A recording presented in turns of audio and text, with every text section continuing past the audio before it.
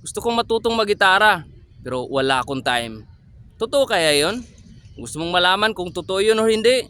Tapusin mo ito yung video na to hanggang sa huli. Di kita sinisisi na hindi ka natutong mag-gitara. Siyempre, unahin mo yung isang bagay na mas priority. Alam nga naman, unahin mo yun kung mas may priority pa. King of the official! Alright guys, pag-uusapan natin ngayon yung mga kasabihan na lagi nating naririnig. Yung mga hindi pa marunong mag-gitara is, gusto ko matutong mag-gitara pero wala akong time, busy. Naniwala kayo doon? Bigyan ko yun ng 5 seconds bago ko sagutin.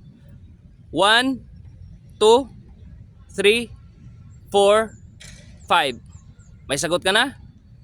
Sana parehas tayo ng sagot. Ang sagot doon ay hindi yun totoo.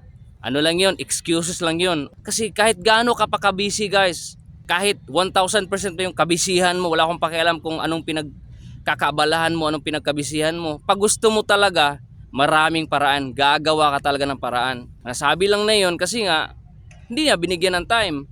Nagdadahilan lang siya. Diba? Pag mahal mo yung isang tao, anong trabaho meron ka ngayon? Anong skills meron ka ngayon? Nagawa mo yan, meron kang talent ngayon, pero nagawa mo yan kasi nga binigyan mo ng time. Wala kang excuses. Hindi mo sinabi sa sarili mo na gusto ko matutong mag-drawing, gusto ko matutong mag-YouTuber, gusto ko matutong magganito, mag-drive. Gumawa ka ng paraan kaya nakuha mo yung isang bagay. Sa gitara, kaya hindi ka natutong mag-gitara. Bakit? Dami mong dahilan eh. Gusto ko matutong mag-gitara pero busy, walang time. Hindi kita sinisisi na hindi ka natutong mag-gitara. Sinabi ko lang ang dahilan. Siyempre, unahin mo yung isang bagay na mas priority. Alam nga naman, unahin mo yun kung mas may priority pa. Kasi guys, sinabi ko na to sa last video, pag marunong ka na, pag magaling ka na sa gitara guys, pag marunong ka, hindi lang sa gitara, pag marunong at magaling ka na sa isang instrumento, stress reliever to, nakaka-relax, nakakawala ng lungkot, nakakawala ng problema. Hindi mo na kailangan ng kausap ng kaibigan.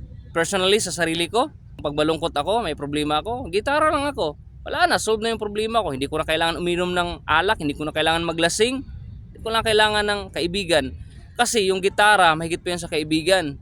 Pag magaling ka na mag-gitara, nakaka-relax yun. Tama ako o hindi? Kung tama ako, paki-comment sa baba. Kung hindi ako tama, paki-comment pa rin sa baba at babasahin ko yun. See you on my next video. King of the official!